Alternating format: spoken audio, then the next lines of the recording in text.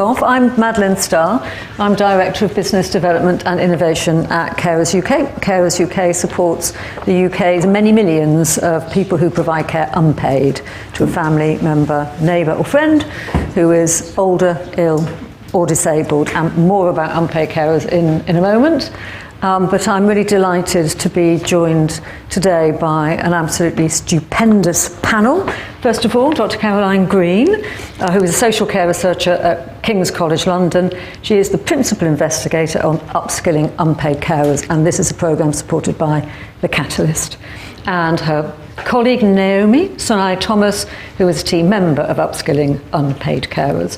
And last but not least, my colleague Richard Howells here, who is the CEO of Bronze Software Labs and founder of the Tribe project. And we're talking about a panel here who themselves have lived experience, and we are going to come back to their lived experience, their origin stories, and how that set the context for the solutions they're working on now. But I'm going to kick off by painting a picture of the current grim reality in social care. And I'm sure all of you in the room absolutely know what the grim reality of social care is. But every now and then I think it does us good to remind ourselves just actually how grim it is. I was saying to Chris, I opened up my emails this morning and someone had sent me an email reporting to major county councils who are about to go bankrupt. And I thought, well, that's a great way to start the day. So really difficult times. So we've had a range of reports this year from a range of committees, and indeed our very own State of Caring too, which have really sounded the alarm. And we could say that actually this is nothing new. We get these reports all the time. I think what's extraordinary here is that in such a fragmented system with competing priorities and competing political ideologies, there's pretty much a consensus that this actually really finally is a crisis and needs something doing about it. And I think that is not necessarily something we've heard before, that single clarion call for action, if you like. So, you know, these reports are looking at care workers leaving the sector in droves. We know all about the Brexit effect. We daren't even go there. And the people left, you know, simply facing the most extraordinary pressures as they struggle on to provide care into people's homes and into communities. And so, you know, here are the bald facts, and I told the panel I would do the bald facts before I pass on to them to totally entrance us with the solutions and innovations that they're working on to counter some of the bald facts. So, you know, 1 in 3 care workers have left their jobs, 95% of care providers struggling to recruit staff. This picture of the 165,000 vacancies, but of course the parallel picture of 12,400 healthy patients in hospital because they can't be discharged into their communities because there is no care available to support them in their homes. Age UK reporting that 500,000 people are waiting for a care assessment, and that 1.6 million people aged 65 aren't receiving the care and support they need. So these are, you know, this is a really significant crisis situation. I don't think we can call it anything else.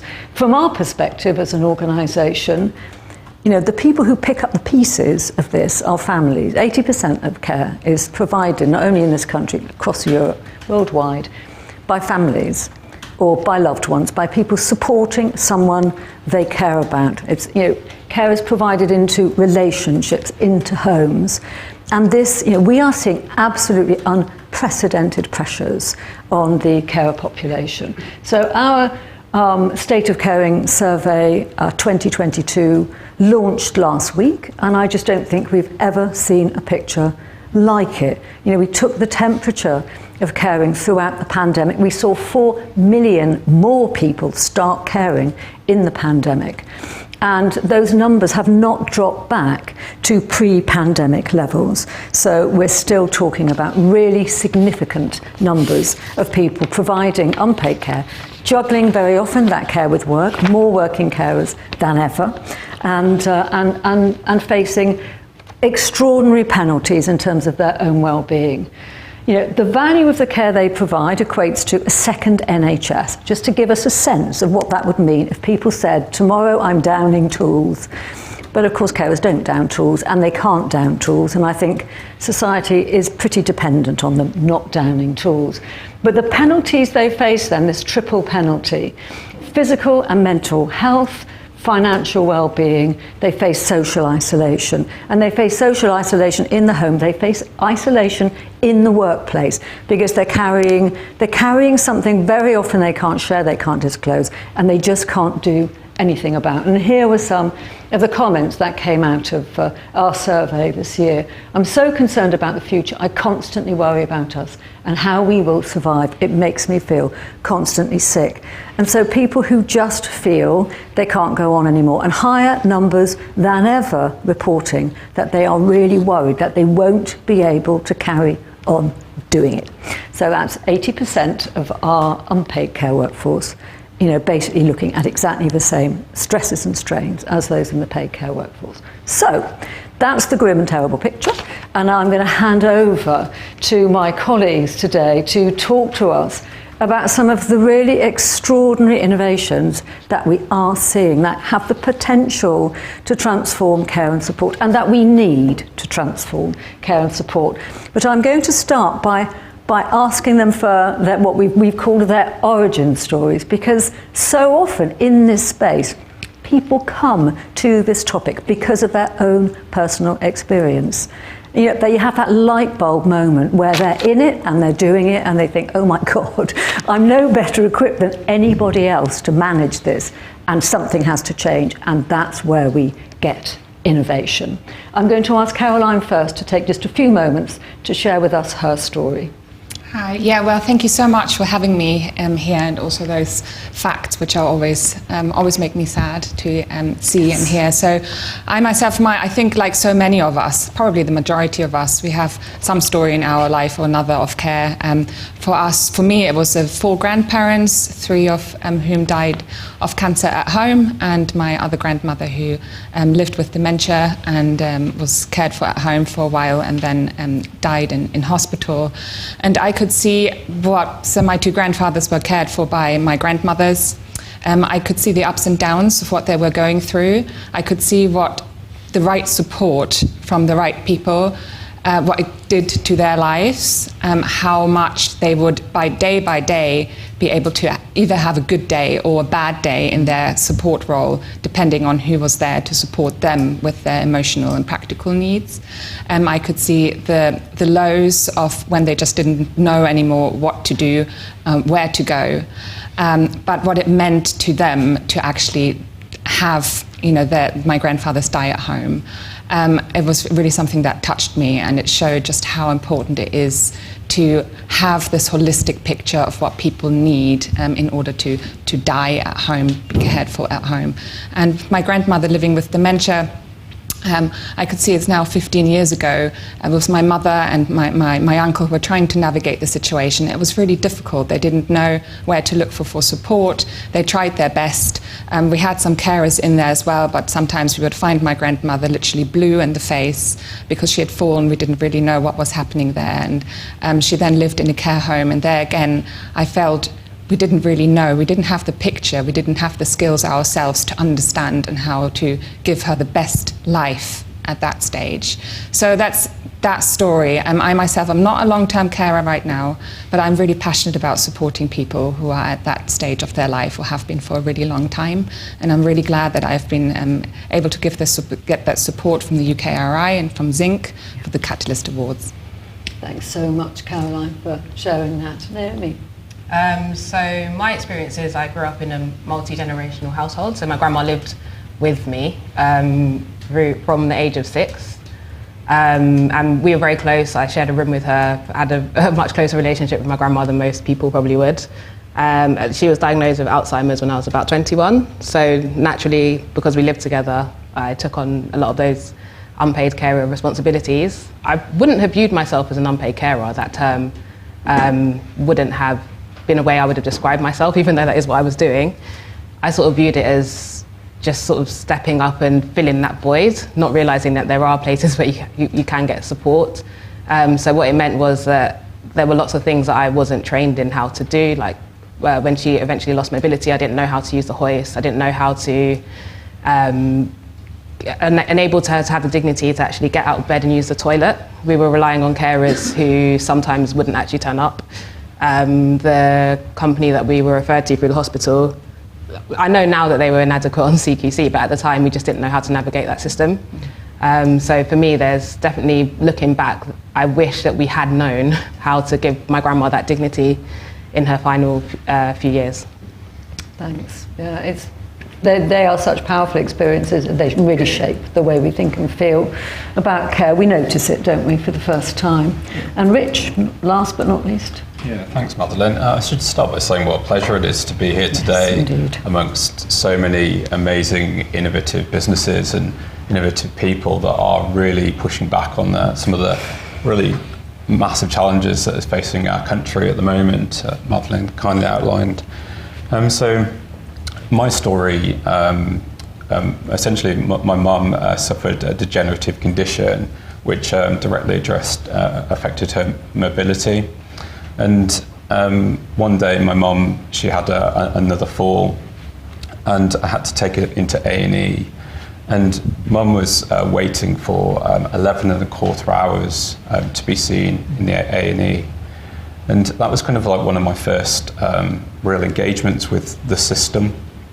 And sort of sitting there, I was conscious that I was a tech entrepreneur, and I just thought, there must be a way that we can do something to help with this challenge. I mean, people were sort of queuing out of the door. It was winter. There was snow in the air. For me, it looked like something out of a movie. And when I got mum home, I tried to source care support for her, and found that mum was actually in what we refer to a care dark patch, a care desert, or a care gap. But essentially, it means that even if mum was eligible for a direct payment to go out and source her own care provision, she wouldn't have been able to source anything. And just to be completely transparent, my dad then acted as an unpaid carer for my mum. And sadly, during COVID, my dad was misdiagnosed. And when we finally managed to get him into the health system, we found that he had late stage cancer, and unfortunately had 3 weeks left to live. And again, in that same patch, we then tried to source home care provision to support Dad in his last days, really. And the answer, I was there when Mum was actually on the phone, and there was care provision available in 1 month's time on a Thursday evening for that night. And the people on the other end of the phone were like, essentially sent Mum some leaflets to try and help. And since then we've just ploughed all our resources into directly addressing this issue, and that's the sole mission directive of the Try project, is to close all care dark patches nationally. Brilliant, thanks so much, Rich. Again, really very powerful, but what's exciting, if you like, is about what that has led to, and I'm going to ask both Naomi and Caroline, and then Rich, to talk about the innovations that they are either developing and delivering, or in Caroline and Naomi's case, earlier stage, the things that, the issues that you are grappling with and what you're really thinking about in terms of what's going to make a difference. So over to you both. Okay, so I'll start just really briefly introducing where this project has come from. So, as you said, I'm a social care researcher. A big chunk of my research is around unpaid carers and what their needs are and support needs are and what gaps there are in their everyday lives. So, with this knowledge, I turned to the UKRI Zinc Catalyst Awards, which is an organisation and opportunities where researchers like myself can get some some funding and support for 9 to 12 months to build innovative solutions that will then be a new organization, a new business, a new charity, whatever. So it's really exciting for researchers. So I'm lucky enough to have Naomi with me on this project and another colleague. And what we are really trying to look at is, obviously there's a wealth of problems that we could try and solve. But we very specifically want to look at when someone starts in their new care role, and there are around 8,000, if you want some numbers, every week who are starting in that role. Often we need completely new skills, whether it is, caring for somebody's personal needs, whether it is making sure how to spot a UTI, how to treat or make sure that it doesn't happen that we get pressure sores and major cause for illness and having to go to hospitals. So it's all these new skills that we suddenly need to find and to gain. And when one has to, sometimes I've been trying to find a good place to then get really high quality information on how to do something, how to spot something. And yes, there's quite a lot out there, but often when I look for example, how do I spot a UTI, I'm not quite sure where to go, which information really to trust, something that, information that is tailored for me, for someone who doesn't know anything about how, to go about healthcare tasks. So this is the problem that I sort of spotted first as an idea, and then spoke to Naomi about, and with her experience as a carer herself, and we together said, well, okay, yeah, maybe this is actually something we really want to take forward in the Catalyst Awards. So that's how we won the project, and we're now at a stage that we have tested this hypothesis. We've spoken to a lot of people. We've tapped into all these voices that are out there in social media, and people who are talking to each other and trying to seek support on how to, undertake these really difficult care tasks every day in a way that, is good for the person they're caring for, but also that's not going to actually damage them. And we know it can be damaging for carers, not only for their physical health, but also their emotional health if they don't know how to properly do something. So that's where we're coming from. So my background is I'm a filmmaker. So it's also looking at how we can use media, what's the most accessible way for people to access that information. So I sort of see myself as a bit of a storyteller. So when I work across fiction and promotional films and all different things, so it's like tapping into the different skills that I have to work out how best to introduce people to that information. And I also think that, as Dr. Caroline was saying, just knowing where to look, because I at the time didn't really know where to look. As I mentioned before, the term unpaid carer, I didn't know that applied to me. So even going on the internet to Google something, that information wouldn't necessarily come up in a search. So it's that kind of thing of just being more equipped with the skills that would have helped me to look after my grandma. And also having the confidence to advocate for her. So if there's something that, if I know that I should know how to use a hoist, maybe the carers should be showing me how to use it. Or when one carer doesn't turn up, I can then step in to help with to effectively be the second carer in that stage. So those are the kind of things that we're looking at. Yeah, so if we're now looking, at some of the challenges that our research, or this research now in the past few months, has already shown, as well as how Naomi just said, is that quite often people don't actually consider themselves unpaid carers and wouldn't actually think about trying to get that kind of support. It's also sometimes people don't actually know what kind of tasks there are that could be done to improve their lives and the lives that of the people they care for. So those are some of the challenges that we'll have to overcome with this solution, is how do we actually address people, and how is it going to be useful to people. And then of course we are looking at a different range of people who might be accessing information in different ways, whether it is per video, or whether we also know that actually face-to-face is still what people like the most. And they want to ask people, they want to ask health professionals how to do something, whether it's a GP or professional carers. And in the end, I think having to actually even look at this look at this problem, it is because we have a shortage in professional carers. Quite often, as Naomi says from her experience, carers didn't turn up. I've spoken to people who have actually had to educate the paid carers on certain care tasks, and then they said, okay, well, actually it's easier if I just do it because I don't know whether this person is going to care for my daughter in a way that I wanted and that we are used to. So those are some of the things we're looking at. And I think also for first stage innovation for people like myself, this is completely new for me. It's great for me. I'm learning a lot.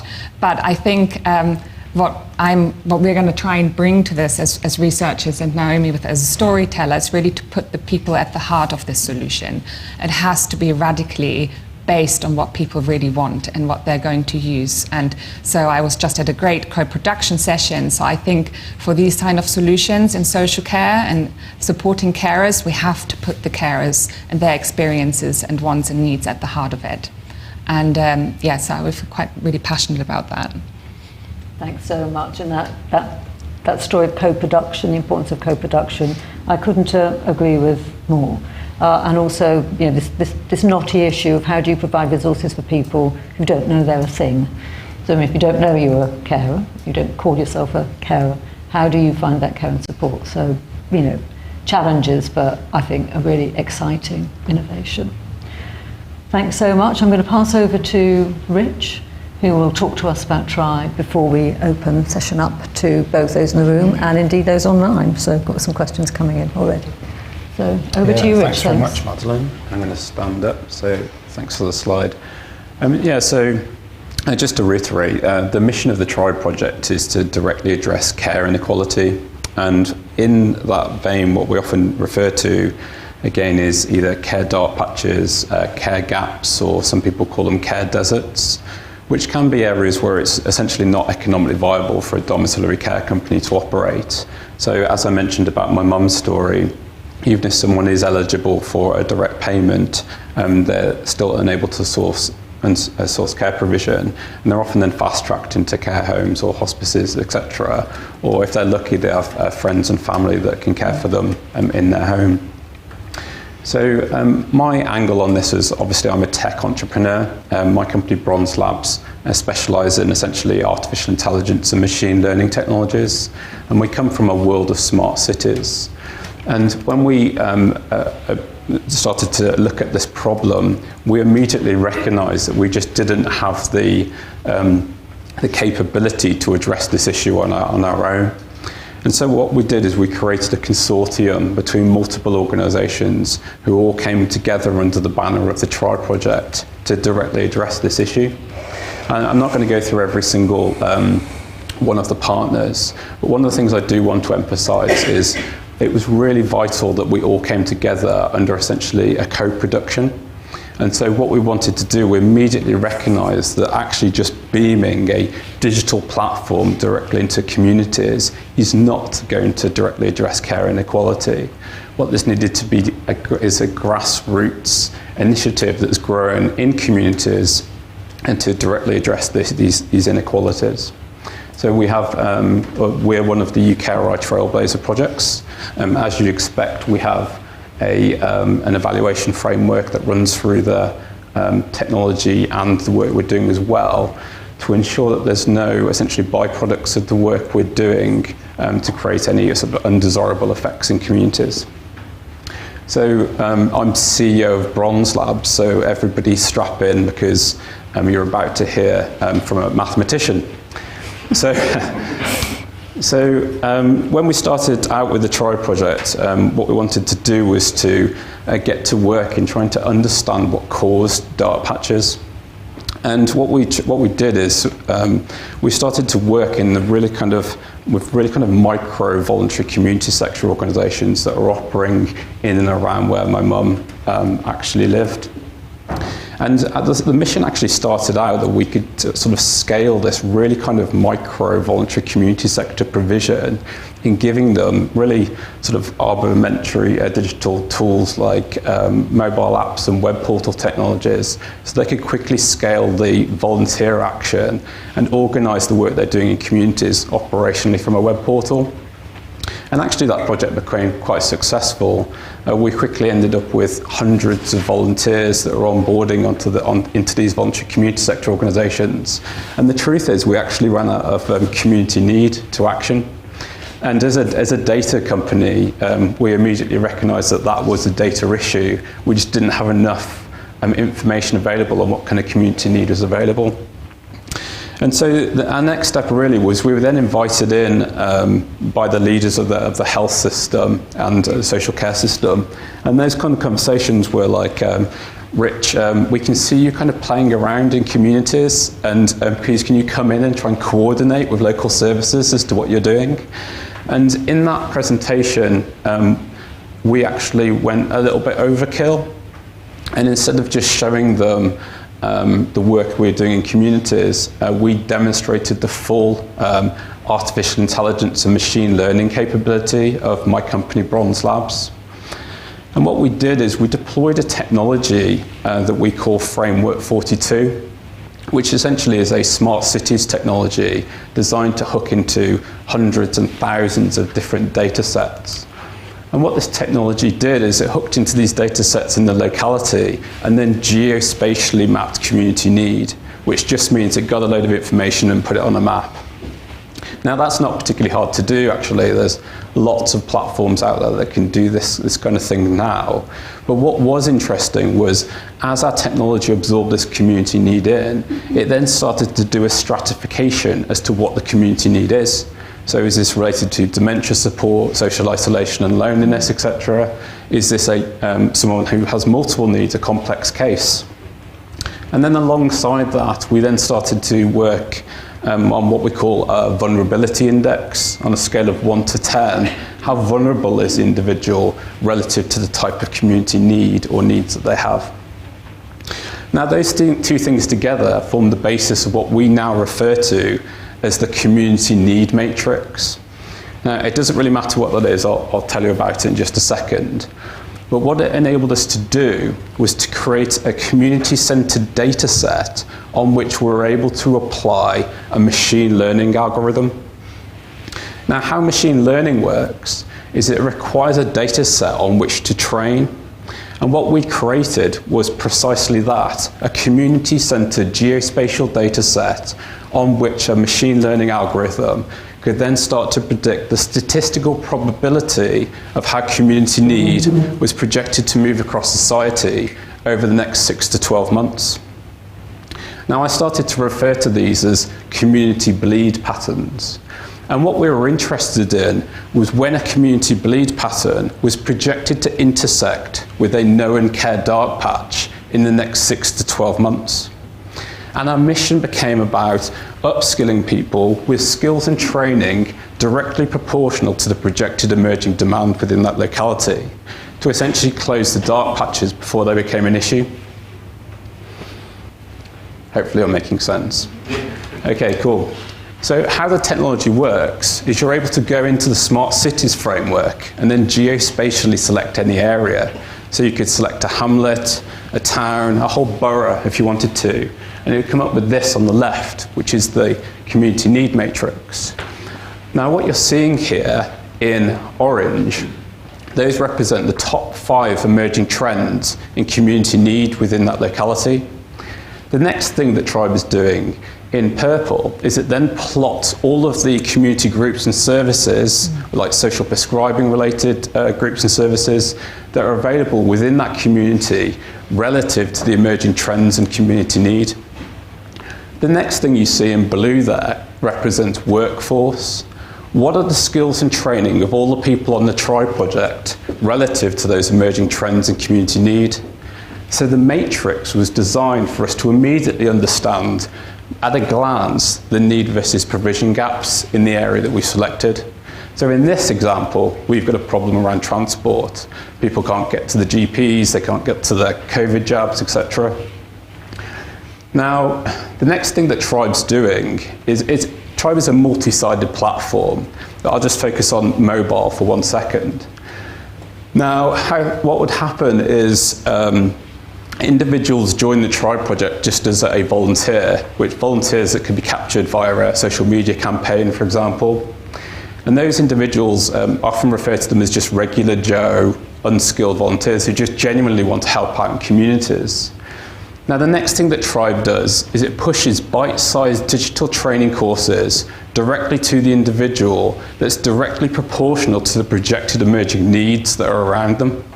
So if I live in an area where there's a high degree of dementia support requirements, I will start to see content snacking style, bite-sized digital training in my mobile app about dementia. Now, if I complete that training course, I'll start to see additional volunteering tasks in my mobile app related to dementia. And I continue on this training and upskilling pathway, whereas the aim really is I'm trying to populate in the back end a skills matrix that's proportional to the emerging needs of my locality, my place. So I'm creating bespoke training courses relative to the needs of my locality. I'm also able to authenticate a digital DBS check. If that comes back as okay, I'm then able to see additional community need that's higher on the vulnerability index of the community need matrix. Now, at a key tipping point, the technology will notice that I actually have the skills and training where I could start to action low-level paid care work within my locality. And what the system will do is it'll ask me if I'm interested in starting and running my own community microenterprise. Now, if I say yes, one of the things we found through co-production was that 58% of all carers are on 0 hours contracts. They generally bounce between 2 and 3 care companies. And we asked them why they didn't choose to start their own business. And most of them are just scared of running their own company. So through co-production, we just wanted to take that away. So we built a chunk of the technology that we call Business in a Box. And what it does is essentially, it facilitates an individual to take care of their business insurance, their training, all of the regulatory skills and frameworks required for them to start and run their own micro business. Now, at that point, it's important to point out that we're actually using community need as an economic driver to stimulate micro-enterprise development. So we're essentially using community need as a driver to increase the GDP per capita inside of areas of highest community need. Madeline's starting to frown at me, so I better go on. So the aim of the Tribe project, really, the mission, is to directly address care inequality. And what that really means for us is that community-centred provision matches the projected emerging demand in the locality. The rings match.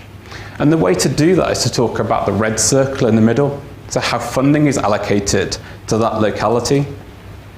And so what we do is essentially Tribe is commissioned by an integrated care system, for example, and we work with them to shift the red circle in the middle to grow community groups and services relative to the projected demand. And essentially meaning people are cared for at home for longer in communities. And as a result of that, we would then start to see the community need in that area would start to shrink. It would start to ebb away. And that's because the entire Tribe project is based on that prediction and pattern analysis algorithm. So hopefully that's enough from the mathematician today. So back over to Madeline. Thanks so much. It's absolutely brilliant. So I mean, that's it. It's 2 spectacular innovations and beautifully timed. Thank you. And so I think over to the room for questions. We do have a couple of Slido questions. I might just tick one off really quickly. Chris, at the beginning, someone has asked about paid carers leave. And I'm just going to say, in this room, should paid carers leave be introduced given the urgency of situation facing unpaid carers? The answer is yes. However, we're not going to get it yet, but what we do have passing through Parliament at the moment, it's just past its committee stage, we'll go to the House of Lords now, is a bill being taken by MP Wendy Chamberlain, calling for statutory unpaid carers leave of 5 days. And although, it's not ideal, it's a damn good start, and it's something we can really build on. So Paid, ideally. Unpaid is a great start. Right, I'm just going to wipe that one out. Chris has asked an unbelievably tricky question about language, which we will come back to, Chris, if there aren't any questions from the floor or any more on Slido. So for those online, please do ask a question. We'll do our damnedest to make sure that we do take questions from the population who aren't in the room. But in the meantime, for those in the room, do we have any questions for our panel? And Letitia, if we could... Yeah, I'm going to ask it now. So this is a question for the last session for Rich. One of the things that's very hard is to onboard or know about all those kind of various care provider, either small or big. How did you manage to make that inventory of all those various charities or support? And is that database that you've created available for broader use? That is a really brilliant question. So Letitia, for those who might not be able to hear at the back, because we don't have mics, has asked how the information has been collated with regard to community and voluntary services, bearing in mind you have so many actors on the ground you might just not know about. So how is that data harnessed, and how is it then used, and can it be used more widely, I think is what Letitia's also asking. Rich? Awesome. Yeah, so obviously the first thing that happens with the TRIBE project in the locality is it'd be commissioned by an integrated care board. And as part of that, we have a DPIA, a data processing and sharing agreement that we work with the locality. But more importantly, through co-production that can last up to 8 months in the locality, we do a data mapping exercise to understand what kind of systems and governance the locality is using. And then we use an interoperable technology framework, a smart cities technology, to integrate with those systems where appropriate. Now, and that provides essentially the community need matrix that you see there. Now, was there a question about how do we onboard sort of people, individuals? It's more like you have an algorithm for the need. I'm trying to understand the supply. How do you understand what's out there? How did you map what was there already? Yes. Because very often, in our experience, people just don't know what's happening in their locality. Mm-hmm. And there's always, there's a lot of charity, innovation, single people. So how did you manage to get that information? I'd say the answer to that question is different in every locality. And every locality actually, from experience, has a very, very different cultural approach to how they're using data and how they're applying it. And so it's really important that, again, when the TRIBE project is deployed into an area, our first emphasis on co-production. We never come from a stance where we're trying to impose TRIBE into a locality.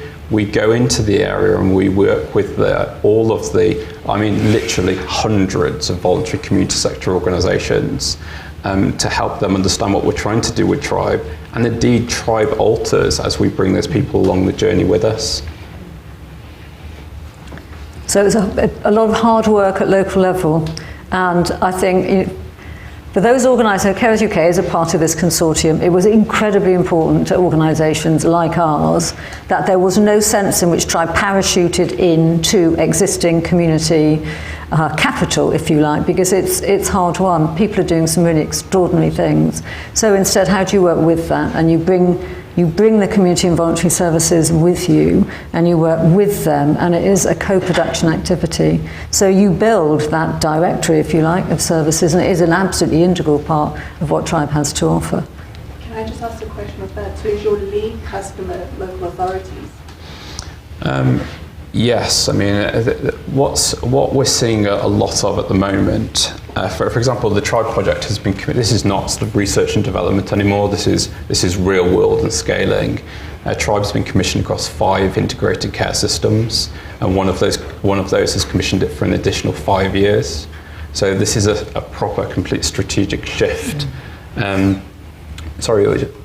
So who's paying for your service? The local authorities, the integrated care system? Yeah, the integrated care system. So the voluntary sector, they just adding their service to your Yeah, so when we founded the Try project, what we wanted to do was make the technology available for free to the voluntary community sector. And the reason we wanted to do that was we wanted a framework that would enable those organisations, really micro-organisations, to have the work that they were doing valued and recognised. So through using Tribe, and we've only really touched on Tribe very briefly in this presentation, individuals were able to quantify their social economic impact through just even micro voluntary community sector work, and then use that to leverage, for example, additional grants.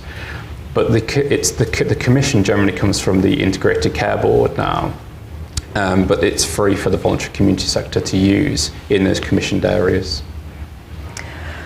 I'm going to, so lots of questions in the room. Okay, I will take Anna first and then the gentleman with the question behind. Lady behind. Anna.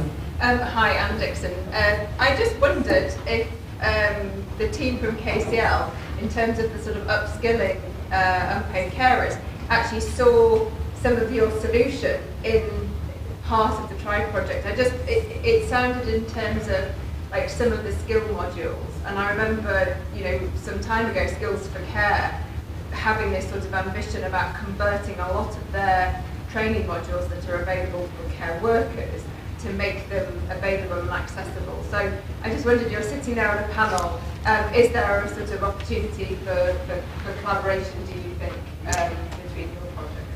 I think there's always room for collaboration. I think that's important, that we'll build solutions that will, really be able to help what we're trying to do. But I do think that we're looking at the problem in a bit of a different way. We're really focusing on the unpaid carers, the people who are at home caring for somebody, and to support them in their practical and emotional and practical aspects of their everyday care right there and right then. And I know there's already great content out there, but there's not yet one stop place where people can go, and maybe also get something that's really quite short, not a whole training program, looking at some of the realities of people. They maybe don't have an hour now to do a training program, or so they just want something very bite-sized that's going to help them. And I think, of course, there are already lots of things going on out there. I've spoken to quite a few people who've already told me, well, we're doing that, you don't need to do that. But I don't believe in that. I think we're bringing something to the table, and we'll see where we're going. Actually, Anna, I think there is an opportunity, because that's kind of what we're doing as an organisation on the Tribe platform. We're building resources for unpaid carers to complement the resources for the paid care workforce. I think what you're doing is brilliant, and the co-production and insight that you might bring to Tribe, I think is a discussion you should have with Rich. So we'll leave you to follow up after the session. But yeah, indeed. I think there was a question behind. Yes. Hi, my name's Wendy Loretto. I'm PI on the Supporting Healthy Ageing at Work project. And very interested with Naomi and Caroline, question for you both, that is the workforce side of things part of your remit or not? So, coming from, Landon's introductory statistics, one of the focal groups in our project are the health needs of unpaid carers. So you talked about very eloquently when you explained earlier about some of the information that people need to know, the skills. But do you go into the workplace and how unpaid carers can better cope with the workplace, better serve their own health and well-being in the workplace while combining the work with care? Do you want to answer that? Yeah, something I've been thinking about, because at the time with my grandma I couldn't really work full time, so I had to cut my own working hours. So that would be interesting to me to think about how workplaces could better support you. But I would say my work at the time, they probably weren't too keen on giving me time off to go to an appointment or something like that. So that is a way in. I think you need to. We're sort of at the point of researching, so we're trying to find out what people need. So if it came back where people are like, I'm really, really struggling with my work, how can I? That might be something that we then look into. I don't know how to do. I think it's also really interesting you're raising that point, because when we're going to the American context and the new solutions that they've got there, and the business model innovations as well, it's actually quite often new companies are targeting workplaces and employers to support their employees, and they might actually be the people who pay for a product or a solution. So I think it's something really interesting and really important to look at. Brilliant, and I think we can fit in one last question from Judith to Rich. Does distance between provision matter, Rich, thinking of remote areas and regional centres? Yeah, that's a good question. It's one of the key drivers around, when I started the TRI project, I called it the care donut. And essentially it's like some deep rural areas start to trigger the kind of, it's not economically viable for a domiciliary care company to operate, essentially. But what we're talking here is some really kind of like micro hamlets, whereas if you sort of rewind, back to years, people used to care for each other inside of those communities. And what we're essentially doing is you would have an individual who's just a community micro-enterprise who looks after that community. So you have that one person that's employed into that locality. And something that's an opportunity just to mention in Tribe as well, something we've been working on is essentially what we call a blended approach to support. Now what happens at the moment, for example, my mum would be given a care package of support, which essentially constitutes what's viable for a domiciliary care company to service.